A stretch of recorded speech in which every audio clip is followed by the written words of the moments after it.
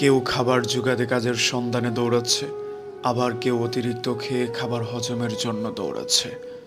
গভীর রাতে কারো বিলাসবহুল গাড়ি থামছে নিষিদ্ধ পল্লীতে, ঘরে অপেক্ষারত স্ত্রী দীর্ঘ শ্বাস ফেলছে।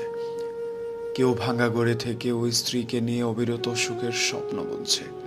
কেউ ভাবছে আর কয়টা দিন, ডিভোর্স পেপারে সাইন করলেই মুক্তি।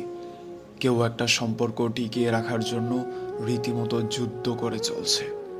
কেউ সন্তান ডাস্টবিনে ফেলে দিয়ে দায় মুক্ত হতে চাইছে, কেউ একটা সন্তানের জন্য সারা জীবন হাহাকার করে যাচ্ছে। কেউ লাখ টাকার ডাইনিং টেবিলে বসেও তৃপ্তি সহকারে ভাত খেতে পারছে না, কেউ পেঁয়াজ কাঁচামরিচ কচলিয়ে গোগ্রাসে ভাত গিলছে।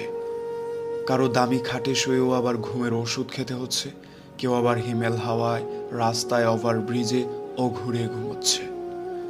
কারো পড়ার টেবিলে নতুন বইয়ের সমারোহ কিন্তু পড়তে ইচ্ছে করছে